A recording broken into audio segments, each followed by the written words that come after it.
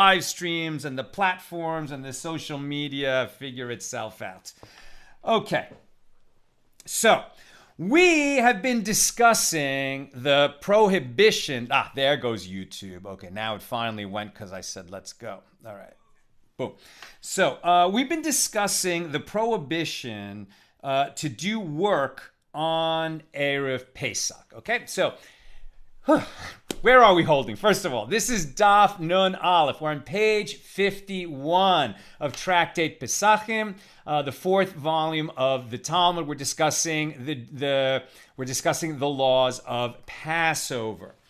In this chapter 4, we're going to be talking a little bit about this prohibition of the rabbis that we don't work on Erev Pesach, right? The day before Passover begins. Why? Because there are so many preparations to make for Passover.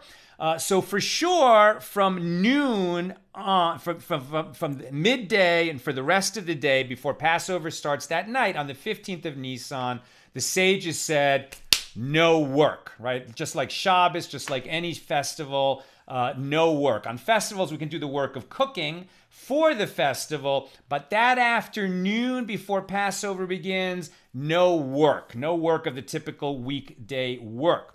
Now, in some communities, there's a prohibition on working even during the morning of the 14th before Passover begins, but other communities do not have that custom.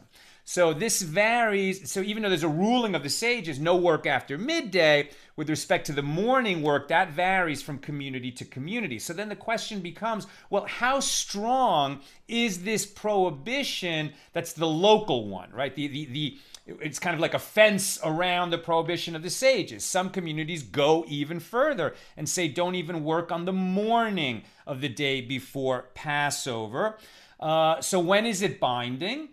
Do we have to listen? You know, are we obligated in that prohibition if we're in a place where they don't work? And what happens if we live in a place where we do work on the morning of the 14th and we travel to a place where they don't work? How do we conduct ourselves then, and vice versa? If we live in a place where they don't work and you go to a place where they do work. And we'll be talking about that at the end of today's class. And does it matter if the restrictions that we're talking about with respect to local customs, are they public actions that are conspicuous or private actions where we do it on our own and no one will see?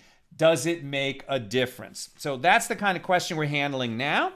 And let's get into an incident here on our daf, here on our page, which took place in the city of Chozai, right? So Chozai was a city in Bavel. There was a Jewish community there in Babylonia. So in Talmudic times, Babylonia is no longer the Babylonian Empire. It's now part of the Persian Empire. But there's very active Jewish community there, and they actually have more freedom of religion to be Jews and to study Judaism, to learn Torah and study Torah, than the Jewish community had in Israel during that period, which was under Roman rule and the oppression of Roman rule. Okay, so Chozai is in Bavel, so Bavel, the Aramaic word for Babylonia. And in Chozai, people locally there had the custom of separating challah from dough made out of rice, right? So imagine you're making some kind of rice bread, rice cake, and so you have a kind of like a mush made out of this rice, and you're going to bake it into some kind of a rice bread. So the people there, because they're making some kind of a bread, they would separate challah from it. What is challah? Challah is the portion of our dough that we separate as a gift to the priests, the descendants of Aaron, Moses' brother. Are we required to separate challah from dough that we're going to make for bread that's made out of rice? Answer, no. We only separate challah from bread that's made out of the 5 grains, which qualify to make matzah, right? So that's going to be wheat, barley, rye, spelt, and oats. As we discussed 2 weeks ago, almost 3 weeks ago, 2 weeks ago, on page 35 here in our tractate, Rabbi Yochanan ben Nuri said that rice does count as a grain, and you could make matzah out of rice, and therefore we don't eat rice and rice products during Passover. But the other sages disagreed with him and overruled him.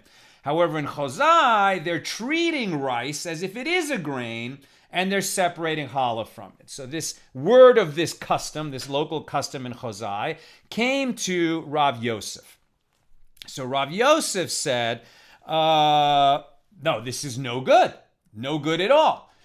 Because if they think that they're required to separate challah from rice dough, they're not required. So it's kind of just an additional stringency they're taking on themselves.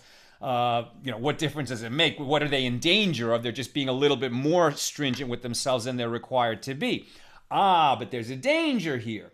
If you think that you can separate challah from rice because you're obligated to separate this challah from a rice dough, then when you have two sets of dough in front of you, and one is rice dough and one is wheat dough, and you're making a bunch of breads and stuff out of them, so you might say, okay, well, how much dough do I have here total? Let's say I have 5 pounds of dough, and I'm going to remove a portion from the rice dough, and that's going to exempt all the dough on my baker's station, as it were, here in my kitchen.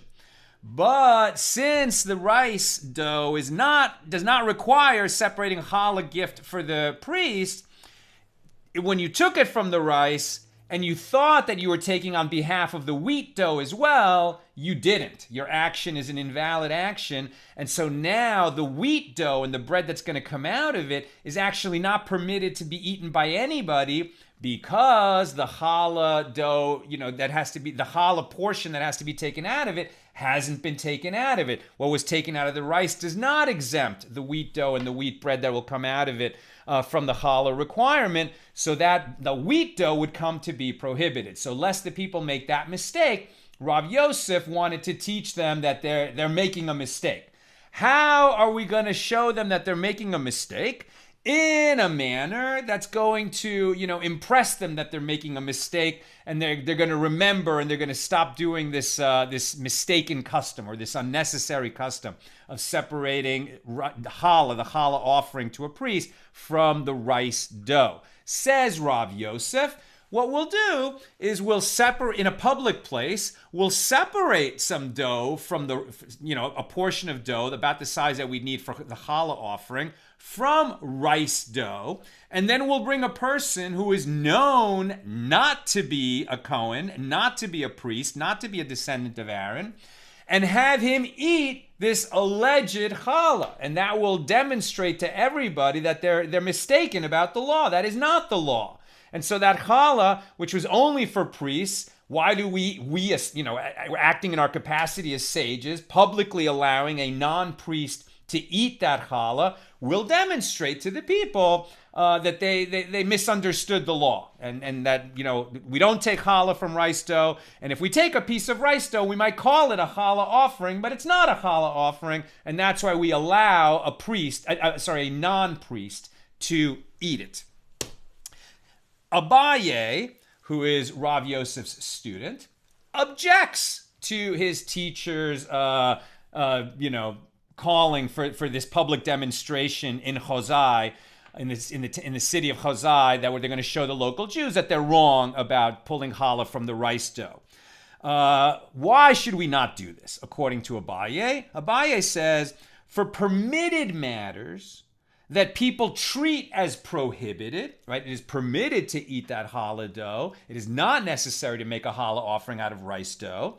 But for permitted matters that people treat as prohibited, we do not permit these actions in their presence. We don't make this kind of a demonstration to show them that something that they thought was the law is not the law. Why do we not do that? Because then they'll say, we were stringent about this, we were wrong, the sages say we can be lenient about it, so maybe we should be lenient with other laws as well. And it will actually end up having a ripple effect, a domino effect, that will lead to many more transgressions. says Abaye. Now, this law that with respect to permitted matters that people treat as prohibited, right? So in other words, they're being more stringent on themselves than is correct to be so, than they should be, right? They're saying that this rice dough is not going to be permitted to us unless we pull the challah out of it. We're going to treat it as prohibited until we, pull this challah dough. But they're mistaken about that. The rice dough is permitted to them. The alleged challah piece is permitted to all of them. It doesn't have to be given to a priest.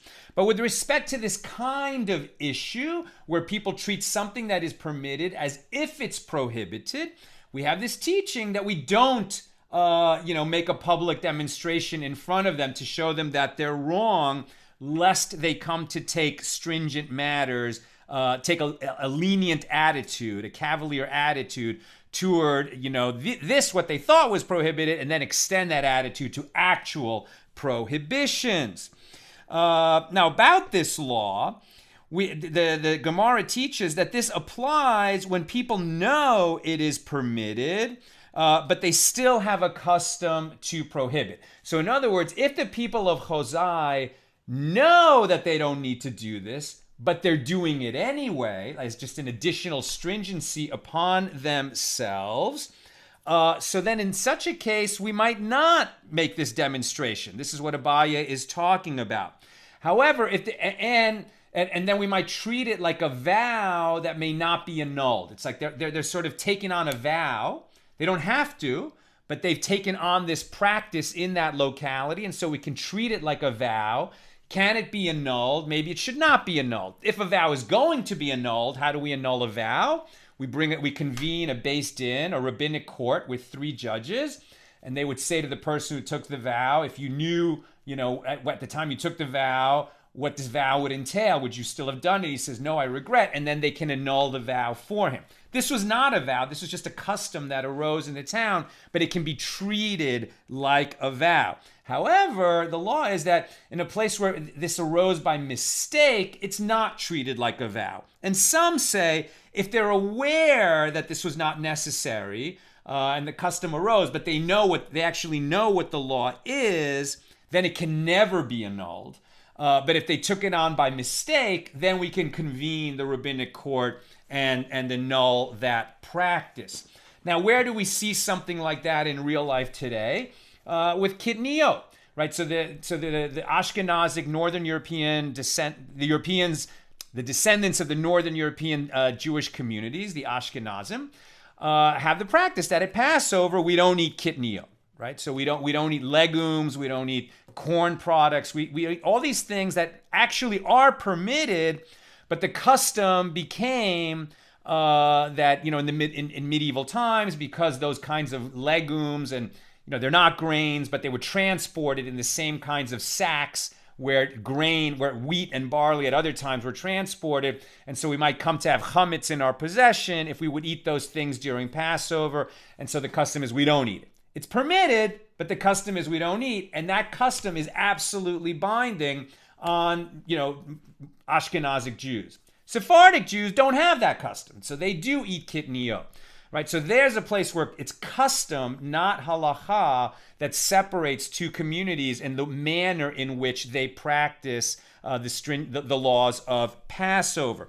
And as we see here, it's a custom. The people know that kitniyot would otherwise be permitted, but the custom has become binding over time, and according to this, it can never be annulled. So rabbis can come along and say, well, the reason that was in place when this custom became a custom no longer applies. We have very hygienic food distribution chain now, and nobody's mixing little crumbs of wheat in with the corn and the lentils that we get in our corn and lentil packages. Nevertheless, that custom became binding.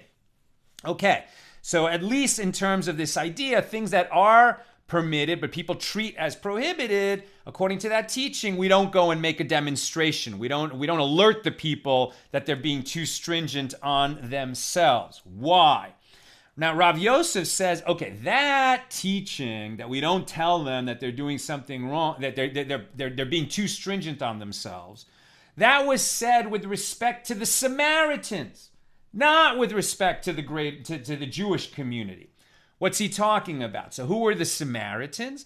The Samaritans was a large group of people that were moved into northern Israel at the time that the kingdom of Israel fell, right? So after King Solomon, his son was a much less successful king than his father, so much so that the kingdom split in two. And so from then on, Jerusalem was inside the kingdom of Judea, and Judea is the part of Israel that would survive much longer. The northern kingdom was defeated even during the first temple period by Sennacherib, I think that's how you pronounce his name, the king of Assyria, and the population of the kingdom of Israel was scattered, and that's how we talk about the lost tribes of Israel.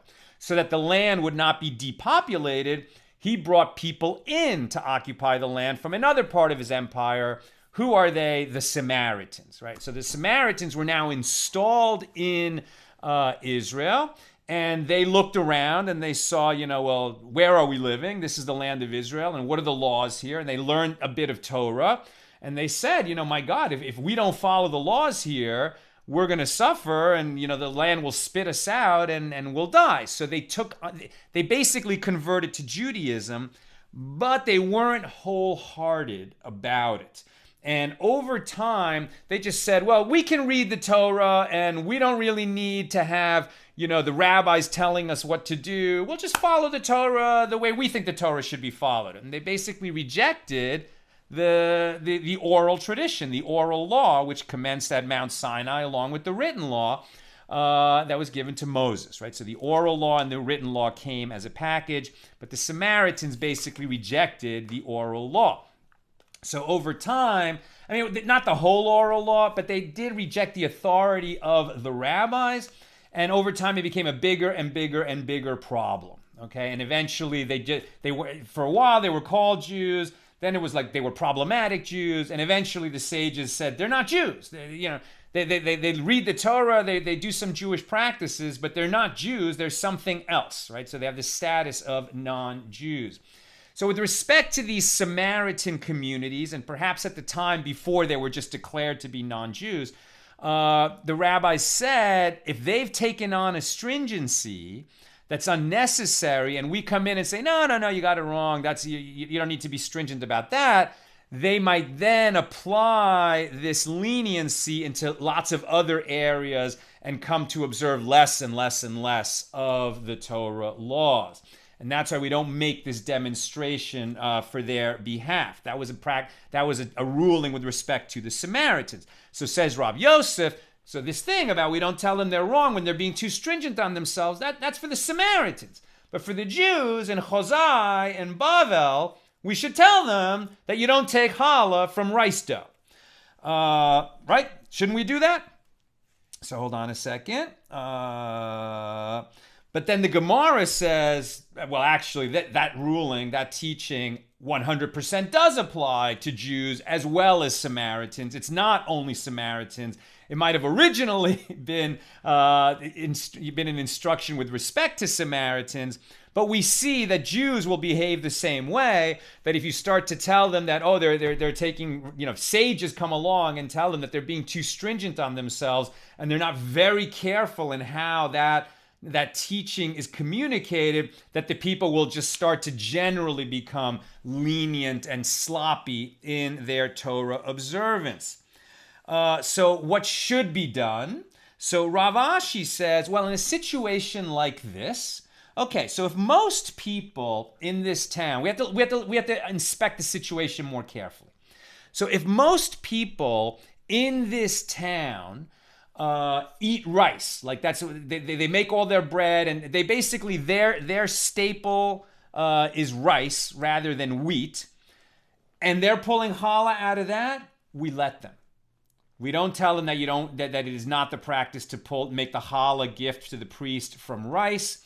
We don't tell them that, because if basically all they eat is rice, and then we tell them you don't make this challah gift to the priest from the rice that they eat, well, then they won't have the practice of removing challah from the dough that they use to make, bread and whatever else. So in that situation, we should just let them be. On the other hand, if what they eat is primarily wheat, and just sometimes they make, rice dough, bread out of rice.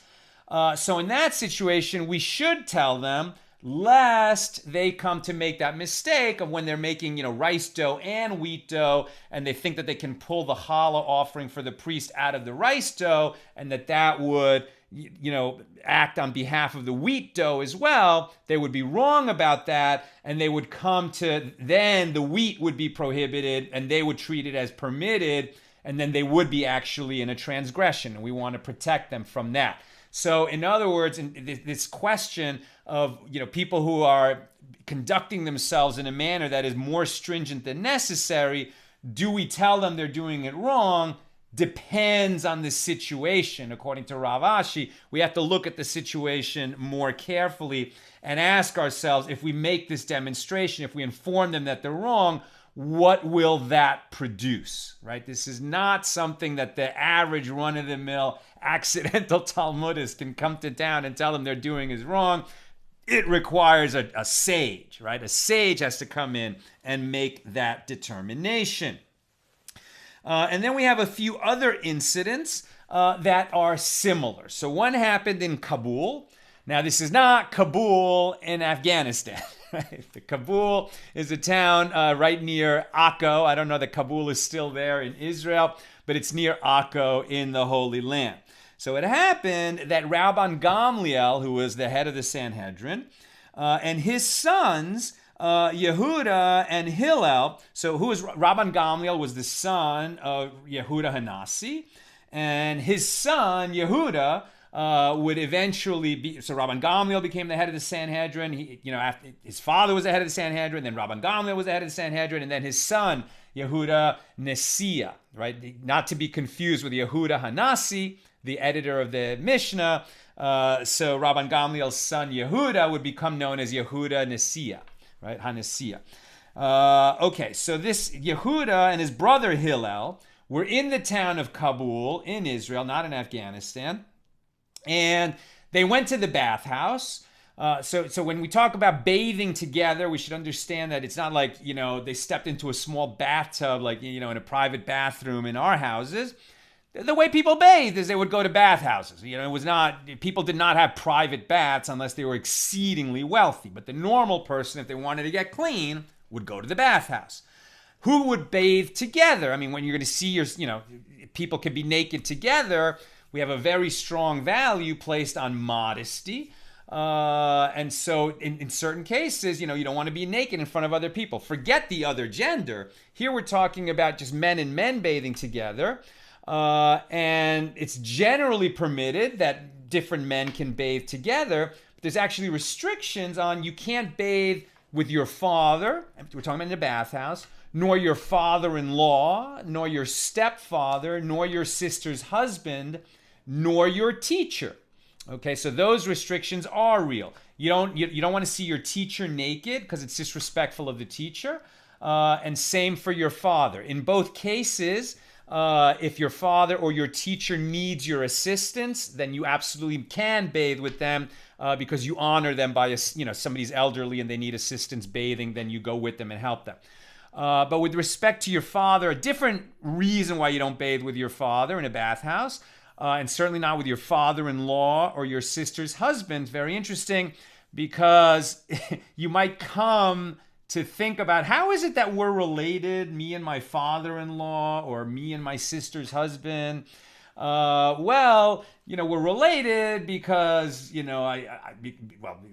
because my sister and this guy got married, or because my parents got married, and then, they had sex and produced offspring, and here we are. And then that chain of thought might lead you to think about sex, and the rabbis didn't want you thinking about sex, at least certainly not in that context. However, there is no restriction about bathing in the bathhouse with your brother. That's certainly permitted. But in Kabul, in the ancient city of Kabul, near Akko, in the land of Israel, the residents there had a local custom, a local tradition, that brothers do not go to the bathhouse together. So Yehuda and Hillel, the sons of Rabban Gamliel, they didn't know that that was a local prohibition. They went. People knew that they were brothers. They were well-known brothers. The sons of Rabban Gamliel, the head of the Sanhedrin, the Nasi of the Jewish people. They saw that they were bathing together, and the people freaked out and denounced them and said, these brothers, they may be famous, but they're evil and they conduct themselves in the wrong way, and they're sinning by going to the bathhouse together and bathing together. They weren't touching each other. They're brothers. They just happen to be naked in the same room. So then the brothers understood that, okay, here in Kabul, they don't do that. People said, we've never seen in all our lives that two brothers would go to the bathhouse together at the same time. So they understood that locally they have a rule that brothers don't go in the bathhouse together. So then the question is, do they tell those people, well, that's what you do here, but in the rest of the Jewish world, which is under the authority of the rabbis, it is permitted. You've taken on an unnecessary stringency. Did they say that? No. They could have, but they chose not to. Why? Because of this teaching that where people treat something that is permitted as if it is prohibited, we don't do that thing before them and say that it is permitted. That's their custom, and we leave them to it. That would not work in reverse, right? If they're treating something that's prohibited as if it's permitted, then we would tell them that they're sinning.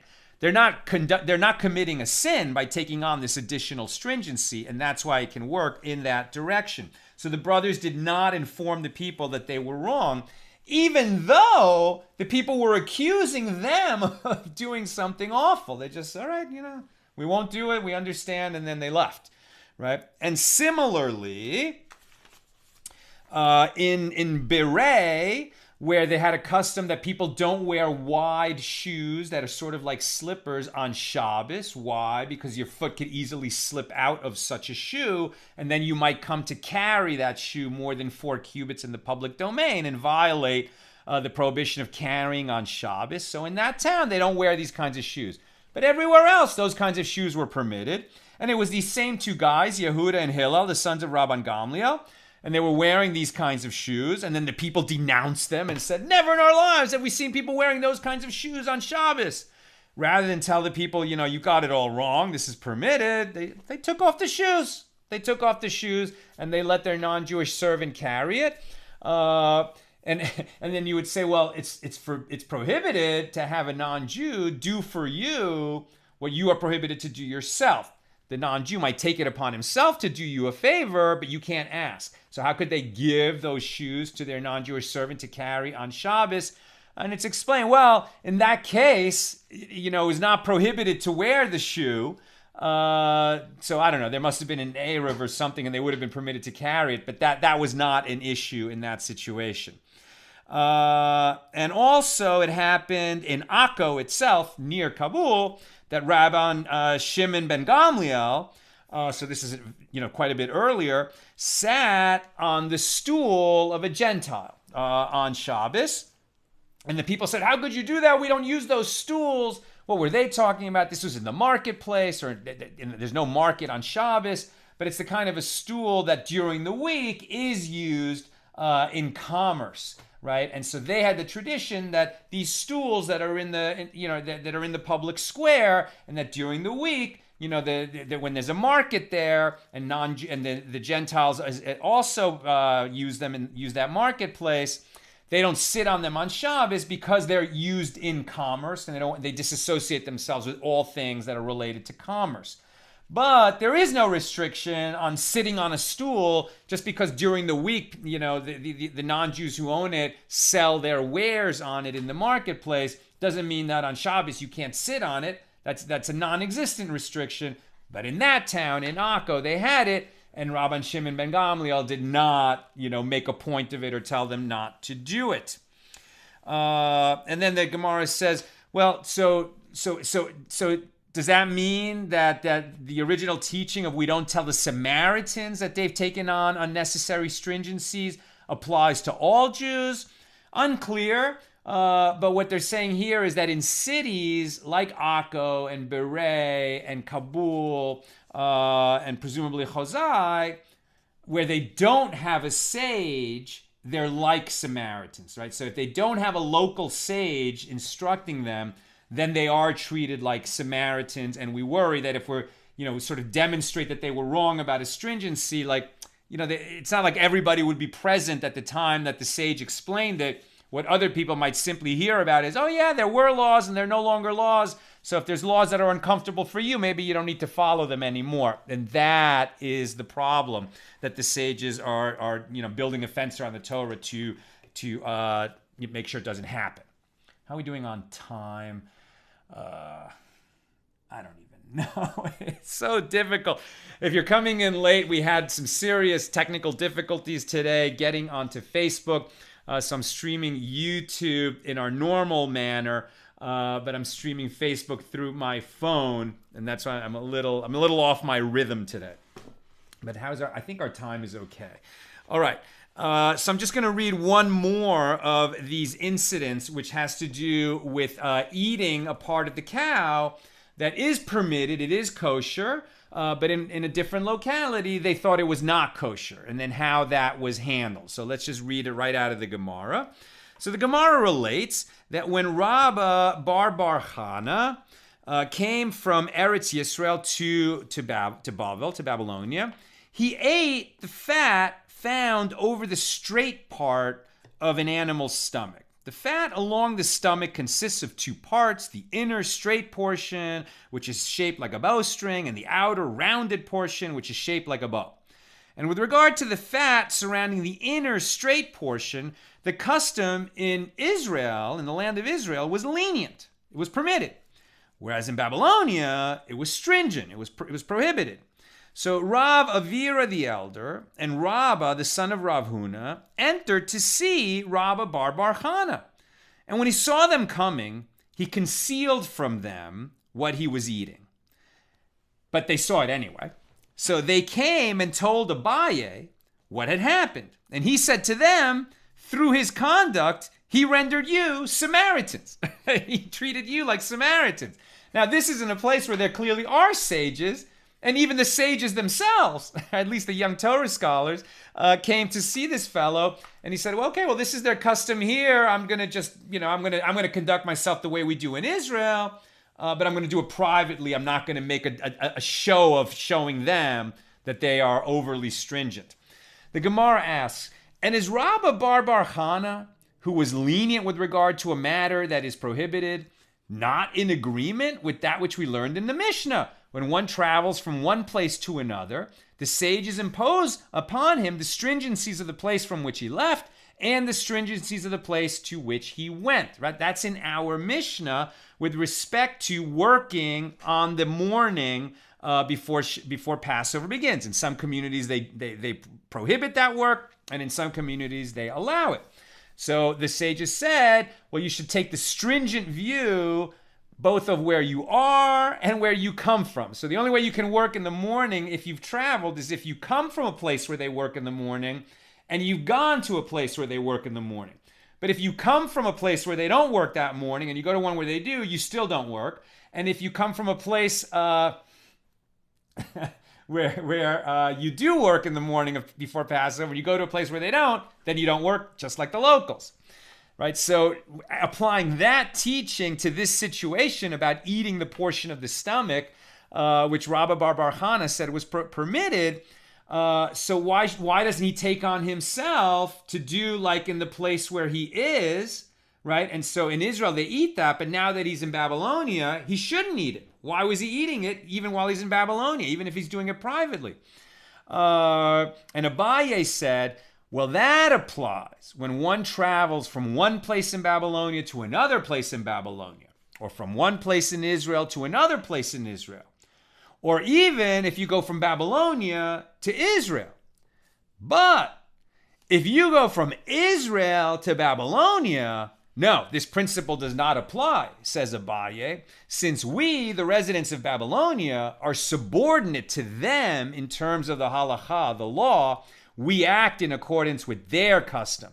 But a resident of Eretz Yisrael is not required to follow the Babylonian custom, right? So there's this idea that whatever the law is in Israel, and people who come from Israel, like they're subject to that law because the law in Israel is understood to be more authentic, more appropriate, more true.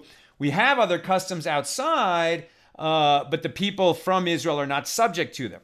And we still see that today, right? So, for example, in Israel, right, the first day of Passover is the first day of Passover. Outside of Israel, the first day of Passover is celebrated for 2 days. That's why outside of Israel, we have 2 seders on the first night and the second night of Passover. That's a very old custom that arose even during the sages' time, even earlier, because they couldn't, because the new months were declared in Jerusalem and they couldn't get the word out that the new month had come based on the sighting of the new moon quickly enough in a world without an internet, telegraph, telephone, etc. So even today, okay, somebody who is from Israel, right, and they're accustomed to just have one Seder to celebrate only the first day of Passover with a Seder. If they happen to be in the United States, they don't have a second Seder. I mean, they might come as a guest to somebody else's second Seder, but they are not obligated to have 2 Seders. We are. Even though they're out here with us, why are they not taking on the custom of the land outside of Israel? Because they're from Israel, and we outside of Israel are subordinate to them. If we go to Israel, okay, that's a different question.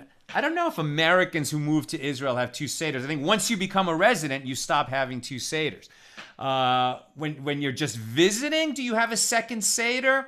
According to this, maybe not, because we are subordinate to them. And once there, but that's reversed, right? So that would, the 1 seder seems like a leniency versus the 2, which is a stringency. And what we're talking about is whether or not you need to take on the stringencies when you're locally there.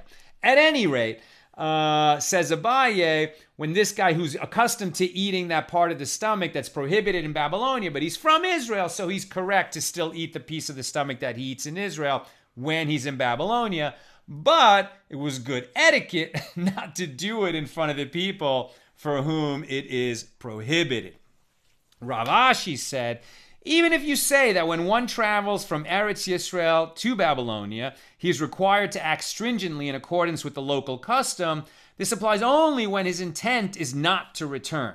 But one is required to adopt the local customs when he's permanently settling in a new location. However, as Rabbi Bar Chana's intent was to return to Eretz Yisrael, his point of origin, he continued to follow the custom of where he was from, meaning Israel.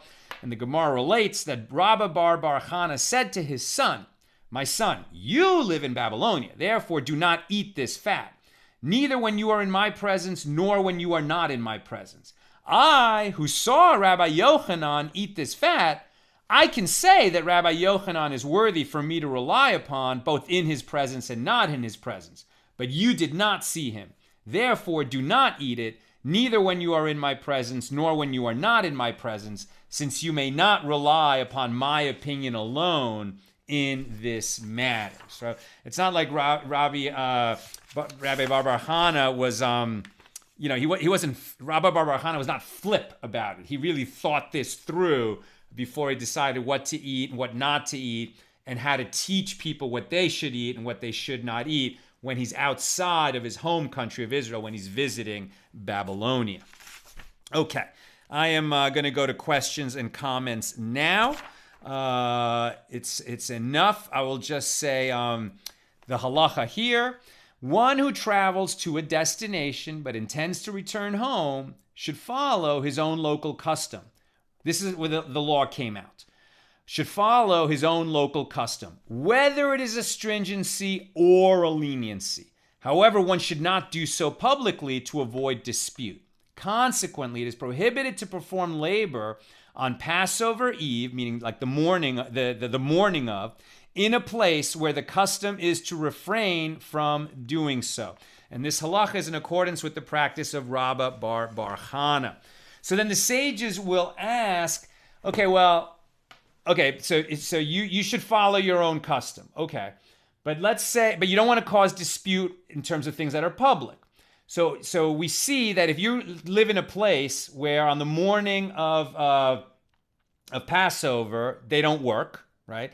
they do work, and then you go visit a place where their custom is they don't do work on the morning before Passover begins, so you shouldn't do work.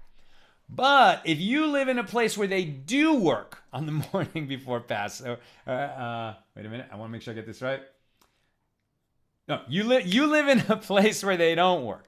Okay, they don't work on the morning before Passover. You go visit a place where they do.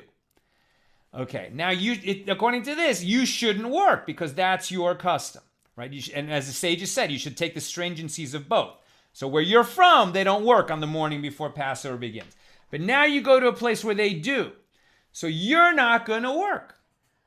Right? You're not going to work. But aren't you supposed to take on the customs of the local place? Aren't you going to cause dispute by not working when they are working that morning? And the Gemara answers, we don't have to worry about that. You're just a guest there. No one's going to notice that you're not working. It would cause dispute if you went to a place where they don't work, and you're from a place where they do work, and now while everyone else is not working, you're doing some kind of labor. That would be very noticeable, and that's definitely what the sages are ruling against. So even though you should just do what you do where you're from, you should not go do labor in a place where they don't do labor that morning. But if you're from a place where they don't work that morning, and in the place where you're visiting they do, and then you refrain from doing work because that's what your minhag, what your custom is, no one's going to look at you and say, hey, this guy's trying to cause a problem. They're not even going to notice because you're a visitor, and they assume that there's no work for you to do because, hey, you're just a tourist, right? All right, that's what I've got for us today. Let me see if Nina was able to log in. Hold on a second and pass me questions. Is that going to be working? Looks like yes. Okay. So Carolyn asks, could those restrictions have stemmed from the prior story of Ham's behavior regarding Noah about being naked in front of a relative? Could be. I mean, it's not mentioned here, not in the text of the Gemara, nor in the notes included by the publishers of Korn and Rav Steinsaltz. But generally speaking, seeing the nakedness of another is something we're going to be very careful about. But the law actually is men, can go to the bathhouse together. I mean, they don't have to worry about it, right? It's like being in a locker room. It's okay. You're not going to just sit there and stare at people that are naked. You're going to conduct yourself, you're there to bathe, you take your bath, you get out, right? And particularly if it's a type of bathhouse where people wear bathing suits, then it's just a non-issue. But it's just very interesting that we do have this distinction even today. What the law is that you should not bathe, you should not be naked, with your father, your father-in-law, your stepfather, or your sister's husband, or your teacher. Now it says about that nowadays people mostly disregard that. Where did I see that? Excuse me. Where's the law on that? A person may bathe with anyone. So here's the law. A man may bathe with other men. However, he may not bathe with his father, his father-in-law, his stepfather, his sister's husband. In modern times, common practice is not to be concerned with these restrictions in places where people wear pants in the bathhouse. Okay, so as far as I can see from what it says there, if you're going to be naked, you shouldn't be bathing, right? With those fellows that are prohibited for you to bathe alongside of. Okay. All right. And it seems, and according to what we've seen on that question of, so if an American visits Israel and he's accustomed to having two seders because he's a resident of America, he lives in the diaspora, now he's spending Passover as a visitor in Israel. Does he have two seders? So presumably, yes, he does, because you should do the practice of where you're from unless you're moving there, right? Even though you've lately arrived, but you've decided to move there permanently, then you would adopt the practice of the local place. And so an American who's been having two seders the first 2 nights of Passover all his life, once he makes Aliyah and he becomes a resident of Israel, then he would switch to having one seder, it would appear. Okay, what is this? And Sharon Frant Brooks says, I have heard similar types of practice with sitting or standing during portions of the service where it can vary. So it seems you can stand when they sit, but you must stand if they are standing in order to avoid offending. Right, very good. That makes sense. And of course, there's the old joke, and we can finish with this. Right, so let me see if I can, not butcher the joke. But there was, there's a new rabbi in a synagogue, and he notices that in this congregation, every time they say the Shema, the basic prayer that we say morning and evening, it's a bit of a mess. Right, because some of the people are standing and some of the people are sitting, and the people who are standing actually say, you should stand up, and the people who are sitting like, you should sit down, when they should be praying, and it's causing rancor in the congregation. And he says, what's going on here? Like, both ways are permitted, but what do we do in this congregation? And he goes and talks to the president. And he says, well, I don't know. As long as I've been here, some are standing and some are sitting. And I don't know what's going on here. And they ask what did they ask? They ask, I don't know, the head of this, somebody else. I wasn't prepared to tell this joke. But the punchline is they go see the old retired rabbi. And they say, Rabbi, what's going on? What is going on here? And the rabbi says, well, what's going on at the shul? And he says, well, every time we do the Shema, some people are standing, some people are sitting, and they're all yelling at each other. And he says, yes, that's the custom in our synagogue. So they were definitely faithful to the custom of mixing it up and arguing about it. All right. That's what I've got for us tonight. I really hope that tomorrow these technical difficulties get sorted out. And we can use our normal camera and our normal live stream. I don't know what went wrong. Is a weird Facebook glitch telling us that we were demanding too much data for doing what we've done every day, for over a year. So we'll see what's going on. All the best. And with God's help, we'll be together again tomorrow night at the regular time to study page 52 in Tractate Pesachim. Good night.